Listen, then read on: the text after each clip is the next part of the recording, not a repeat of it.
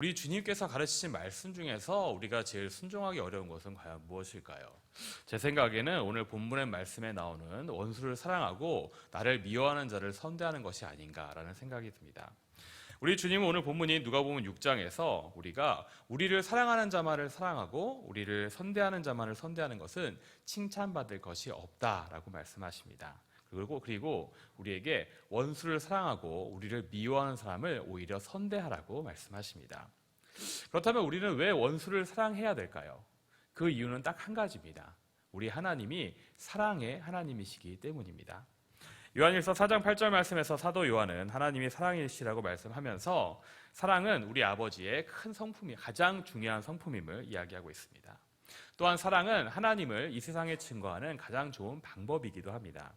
우리가 그러하신 하나님의 사랑을 받고 나누며 서로 사랑할 때, 원수까지 사랑할 때 하나님의 사랑이 이 세상에 제대로 증거되기 때문입니다.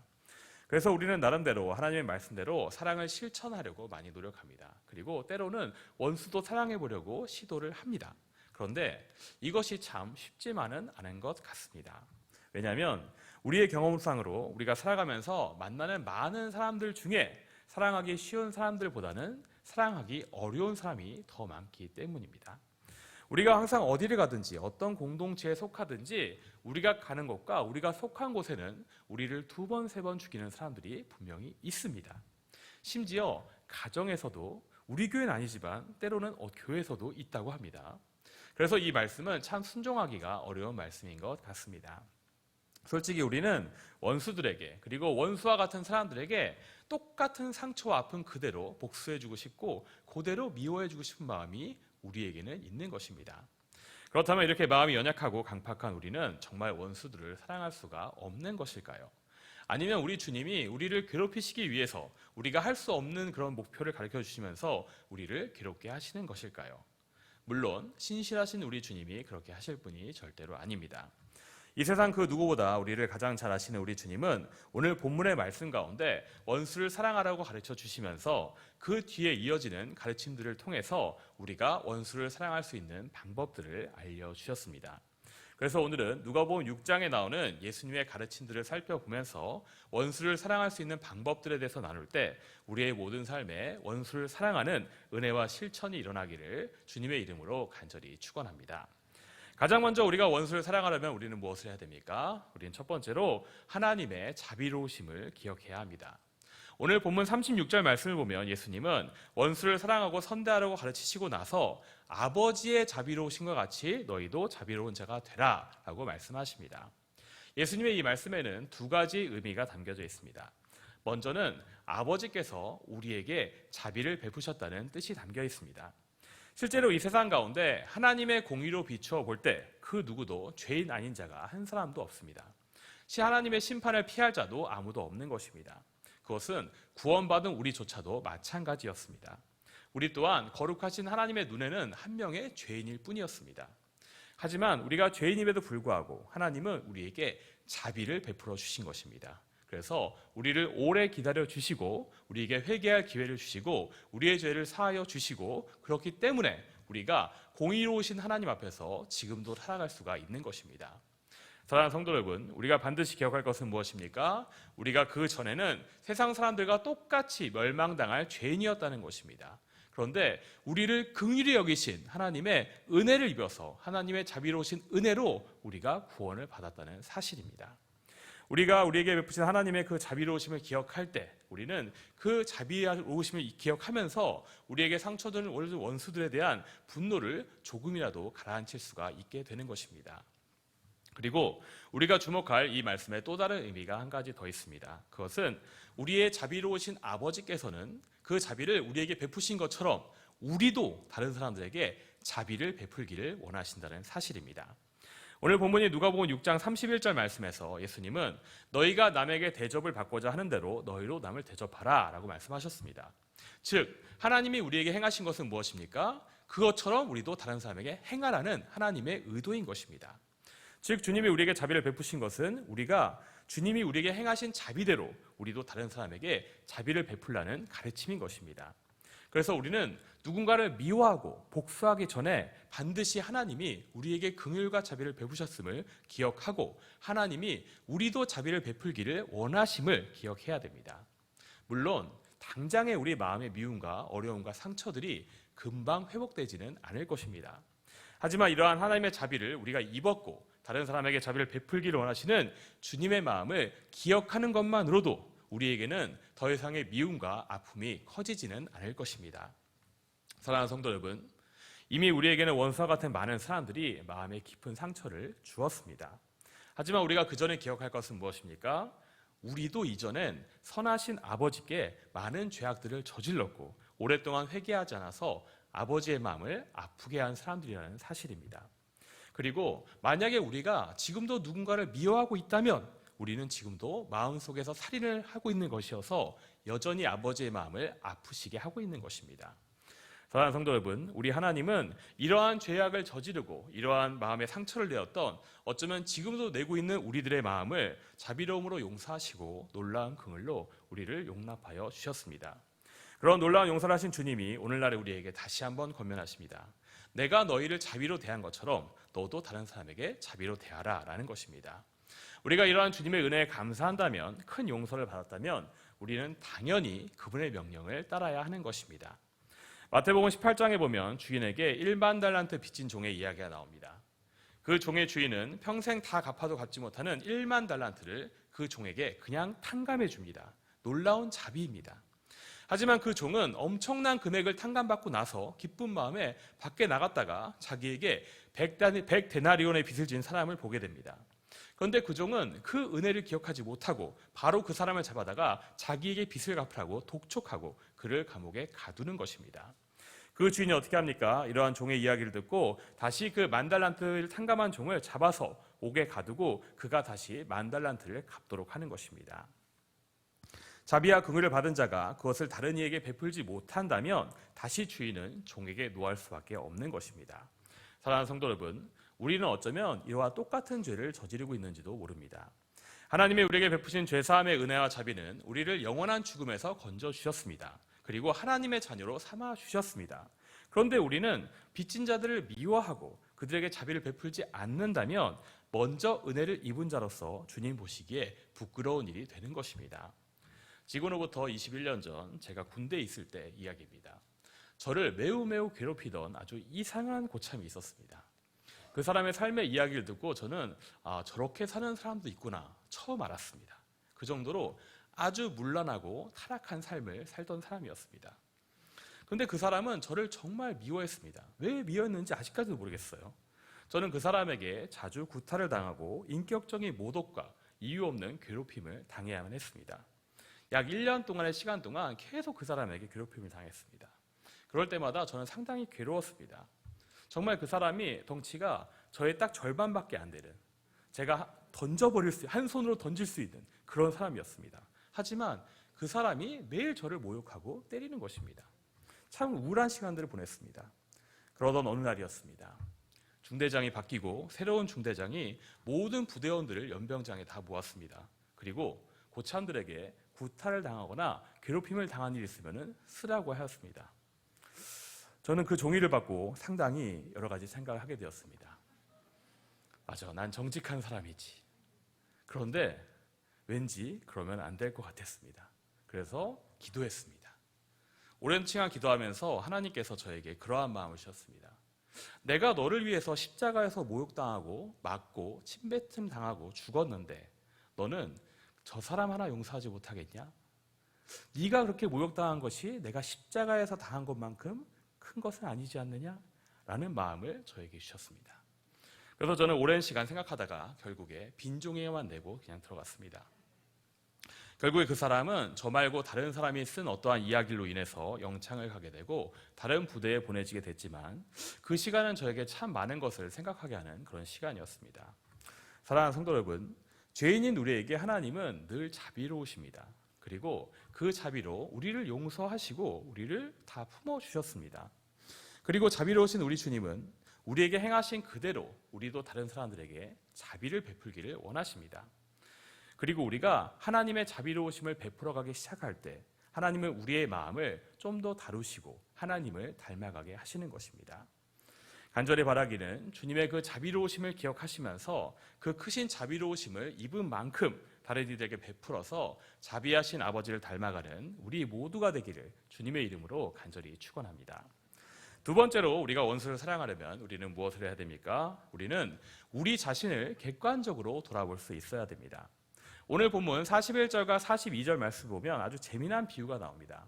형제의 눈에 티를 보는 사람이 자기 눈에 들보를 보지 못한다는 것입니다. 그리고 예수님은 이어서 권면하십니다. 내 눈에 들보를 빼어야 밝히 보고 형제의 눈에 티를 뺄 수 있다는 것입니다.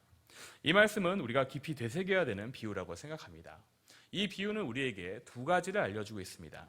첫 번째는 우리들 대부분이 자기 중심적인 세계관과 판단 가운데 갇혀 있다는 것입니다. 일반적으로 사람에게는 누구나 자신이 경험하고 겪어본 것들만을 맞는 것이라고 생각하는 성향이 있습니다. 나의 경험과 지식과 문화와 다른 것을 보게 되면 그것을 객관화시켜서 관찰하는 것이 아니라 일단 그것을 잘못된 것, 틀린 것이라고 여기게 되는 것입니다. 제가 예전에 선교단체에서 선교훈련을 받았던 내용 중에 아주 인상 깊었던 내용이 바로 이것이었습니다. 바로 자문화 중심주의입니다. 우리는 우리가 겪고 살아온 문화말을 옳은 것이라고 생각하는 경향이 있다는 것이죠. 자신의 문화를 중심으로 타문화 사람들을 판단하고 때로는 정죄하고 비판한다는 것입니다. 우리가 식사를 할 때 우리는 어떻게 식사를 합니까? 우리는 밥을 숟가락으로 떠서 먹습니다. 반찬을 젓가락으로 집어서 먹습니다. 때로는 포크와 나이프와 같은 식기를 이용해서 우리는 음식을 먹습니다. 우리는 그것이 손에 음식물을 묻히지 않은 청결하고 아주 깨끗하고 좋은 식사 방법이라고 생각을 합니다. 그런데 우리와 다른 문화와 세계관을 가진 인도에서는 그 사람들은 손으로 음식을 집어 먹습니다. 우리의 시선에서 볼 때는 인도 사람들이 불결하고 아주 그릇된 문화를 가진 것으로 보여집니다. 그런데 조금만 더 인도 문화를 연구해 본다면 인도 사람들이 식사 전에 자기 손을 깨끗이 씻는다는 사실을 우리가 알 수 있습니다. 그리고 그들은 오히려 식기를 사용하여서 밥을 먹는 것을 오히려 불결하게 여깁니다. 왜냐하면 이들의 문화관 속에는 손은 어차피 자기 입에만 들어갔다 나오지만 저 숟가락과 포크는 누구의 입에 들어갔는지 모르기 때문에 불결하다고 생각하는 것입니다. 사랑하는 성도 여러분, 어떤 것이 맞는 것일까요? 물론 둘 다 맞습니다. 그런데 문제는 무엇입니까? 각각의 문화 내에서 다른 생각과 인식의 차이가 서로 간에 맞는 문화를 틀린 것으로 인식하게 된다는 것입니다. 우리는 살아가면서 다른 사람과 생각이 다른 것, 문화가 다른 것을 틀린 것으로 여길 때가 많이 있습니다. 그 이면의 생각과 문화와 가치관을 잘 모르면서 쉽게 다른 이들을 판단하고 정죄해 왔던 것입니다. 어쩌면 우리가 원수가 되어버렸던 사람들 중에서 혹은 우리와 다른 생각과 가치관 그리고 문화를 가진 사람들 때문에 그런 부분에서 갈등과 오해가 일어났고 그것으로 인하여서 서로 싸우고 미워하게 된 경우도 분명히 있을 것입니다. 예전에 아주 유명한 얘기를 하나 들었습니다. 어떤 부부가 감자 때문에 부부싸움을 하고 이혼 위기에 처한 것입니다. 왜 감자 때문에 싸웠을까요? 어느 날 부인이 남편을 위해서 감자를 잘 삶아왔습니다. 그러면서 이렇게 얘기했습니다. 여보, 감자에 설탕을 찍어 드세요. 그런데 이 남자는 태어나면서 한 번도 감자에 설탕을 찍어 먹는 것은 상상도 못 해본 겁니다. 감자에는 소금을 찍어 먹어야지. 남편이 이렇게 얘기했습니다. 그랬더니 이 부인이 감자에 설탕을 찍어 먹으면 맛있어요. 감자에 설탕을 찍어 먹어보세요 라고 계속 설탕을 권유했다고 합니다. 그런데 이 남편은 그걸 받아들일 수가 없는 것입니다. 아니 어떻게 감자에 설탕을 찍어 먹나? 감자에 소금을 찍어 먹어야지.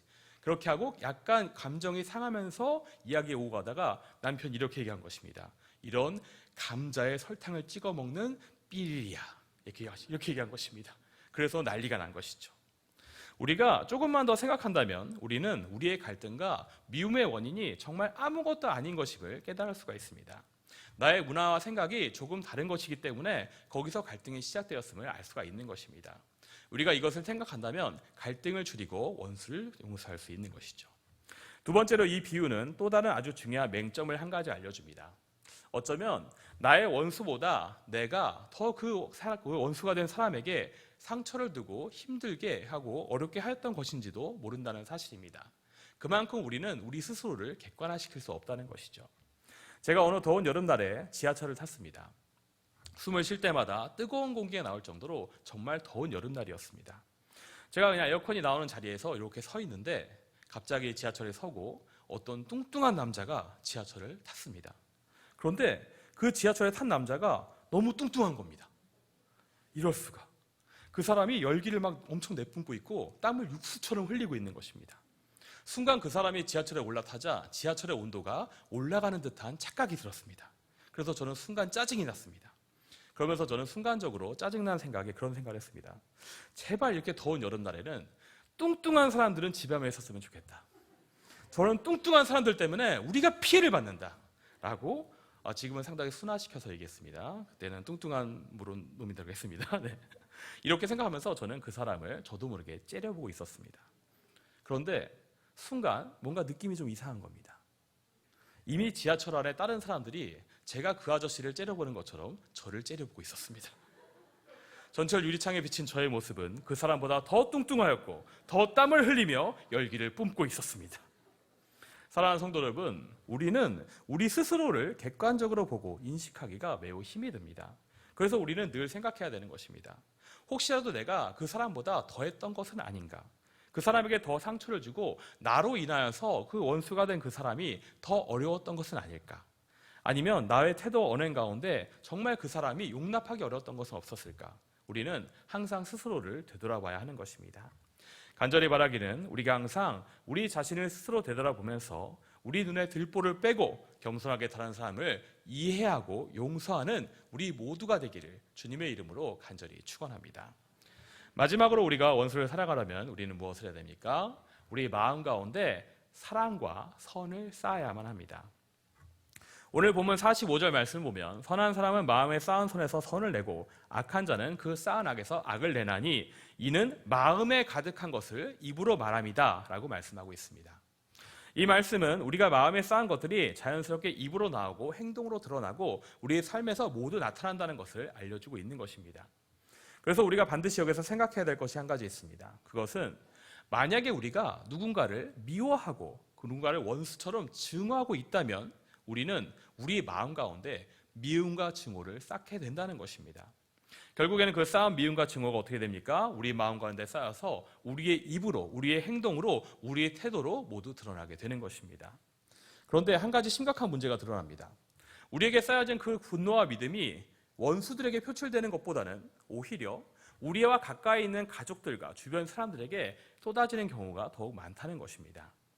한 가지 안타까운 예를 한번 들어보겠습니다. 어떤 부인이 남편에 대한 오랜 미움과 실망이 있었다고 합니다. 그래서 남편을 아주 원수처럼 여기게 되었다고 합니다. 정말 안타까운 일이죠.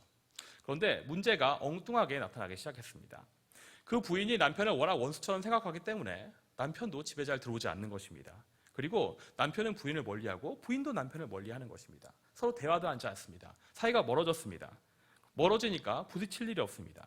그런데 오히려 이 부인이 사랑하는 자녀들이 그 모든 스트레스와 분노를 모두 받게 되었다고 합니다. 아이들이 잘못하면 남편에 대한 미움과 증오가 분노가 한 번에 튀어나와서 그 아이들에게 투영시켜서 그 아이들을 심하게 징계한 것입니다.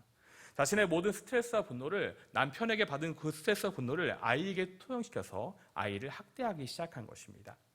이후에 부인은 자신의 문제를 깨닫고 다시 회복시키려고 노력했지만 이후에 그 자녀들은 오히려 그 어머니를 멀리하고 어머니에 대한 상처와 아픔으로 방황하게 되었다고 합니다. 안타깝게도 남편에 대한 미움과 증오가 오히려 사랑하는 자녀들에게 악영향을 주었던 것이죠. 그래서 우리는 무엇을 해야 됩니까? 우리의 마음과 우리의 선량한 주변 사람들과 가족들을 위해서라도 사랑하는 사람들을 위해서라도 우리는 미워하고 증오하는 일을 멈추어야 하는 것입니다. 그리고 이제는 용서하고 사랑하여서 마음에 선을 쌓아야 되는 것입니다. 그렇다면 우리가 마음속에 사랑과 선을 쌓으려면 어떻게 해야 될까요? 딱 한 가지만 기억하시면 됩니다. 사랑의 하나님이 우리 마음 가운데 들어오시면 됩니다. 우리 예수님은 복음서에서 제자들에게 약속하십니다. 우리에게 성령을 보내주시겠다고 약속하셨습니다. 우리 마음에 살아계신 성령 하나님이 충만하게 임재하신다면 우리의 마음은 점점 하나님의 사랑과 선하신 성품으로 채워지게 되는 것이죠. 그래서 우리는 하나님께 늘 예배로 나아가며 우리의 마음을 기도와 말씀으로 거룩하게 세워나가야 합니다. 말씀으로 하나님의 선하신 성품들을 배우고 기도로 그 성품들이 우리의 삶에 올바르게 잘 적용되기 위해서 성령의 도우심과 충만하심을 간구하셔야 됩니다. 간절히 바라기는 우리의 모든 마음 가운데 하나님의 사랑과 아름다운 성품을 채워나가서 우리의 사랑하는 사람들과 원수들에게까지 선행과 사랑을 베푸는 우리 모두가 되기를 주님의 이름으로 간절히 축원합니다. 이제 말씀을 마무리하겠습니다. 우리가 원수를 사랑하는 것은 예수님의 말씀에 순종하는 것입니다. 그런데 인간적인 생각으로 왠지 원수를 사랑하면 내가 손해를 보는 것 같습니다. 아무리 내가 100번 양보하여도 원수는 원수입니다. 어떨 때는 분노가 일어나기도 하고 사랑하기로 결정하고 선을 베푸는 것이 정말 힘든 일이 됩니다. 그렇다면 우리가 원수를 사랑하고 선을 베풀면 우리는 손해를 보는 것일까요? 그것은 아닙니다. 우리는 원수를 사랑함으로써 놀라운 하나님의 은혜와 축복을 입게 되는 것입니다. 가장 먼저 우리가 원수들을 용서하고 사랑함으로 어떤 일이 일어납니까? 우리의 사랑의 지경이 점점 넓어지고 깊어지고 커지게 됩니다. 가장 힘든 원수도 사랑하기 때문에 이제는 사랑하는 형제자매들을 사랑하는 것은 너무나 쉽습니다. 그리고 원수보다 못한 사람들을 사랑하게 되는 것은 이제는 어려운 일이 아니게 되는 것입니다. 우리의 사랑의 지경이 원수를 사랑함으로써 넓어지는 것입니다. 그리고 또한 우리가 원수들을 용납하고 사랑하게 되면 어떤 일이 일어납니까? 주변 사람들이 우리의 그 모습을 보고 선한 영향력을 받게 되는 것입니다. 원수조차도 사랑하고 용납하는 나의 삶의 모습을 통하여서 예수 그리스도의 모습이 증거되는 것입니다. 또한 원수를 사랑하는 것은 나의 사랑과 노력으로 될 수 없습니다. 그래서 우리는 무엇을 하게 됩니까? 기도하게 됩니다. 하나님의 사랑과 도우심을 간구하며 기도로 깊게 나아가서 이것들을 경험하게 되는 특권을 누리게 되는 것입니다. 하지만 이 모든 것보다 가장 중요한 한 가지가 있습니다. 그것은 무엇입니까? 앞에서 살짝 나누었지만 우리가 원수를 사랑할수록 노력하면 노력할수록 우리는 점점 원수였던 우리를 사랑하신 예수님의 모습을 닮게 된다는 것입니다. 사랑하는 성도 여러분, 우리 주님은 어떤 분이십니까? 모든 것을 합력하여서 선을 이루시는 분이십니다. 우리 주님은 우리에게 원수들을 보내시고 이러한 원수들을 사랑하라고 명령하신 이유는 무엇입니까? 그것은 그들로 인하여서 우리의 인격과 신앙을 연단시키기 위해서입니다. 우리의 인격과 성품과 신앙은 어느 날 갑자기 하늘에서 뚝 떨어지지 않습니다. 그것은 삶에서 다루어지고 처절한 노력과 여러 가지 그 훈련을 통해서 점점 변화되는 것입니다. 원수들과 같은 고된 관계 훈련들 가운데 우리의 인격이 깎이고 다듬어지고 우리의 자아가 하나둘씩 깨지기 시작하는 것입니다. 그래서 하나님께서 우리에게 원수를 보내신 이유는 무엇입니까? 내가 그를 사랑하고 섬기게 하시기도 위해서지만 그를 통하여서 나를 예수님 닮게 만드시려는 것입니다. 우리가 원수를 사랑을 결정할 때 그리고 선을 베풀 때 하나님은 우리를 더욱 아름답게 다듬어 가실 것입니다. 우리의 삶에 이러하신 주님의 신실한 계획을 기억하시면서 주님께서 보내신 원수들을 사랑하고 용납하기를 결정하시면서 선을 베풀어서 예수님을 닮아가는 우리 모두가 되기를 주님의 이름으로 간절히 축원합니다. 우리 함께 기도하시겠습니다.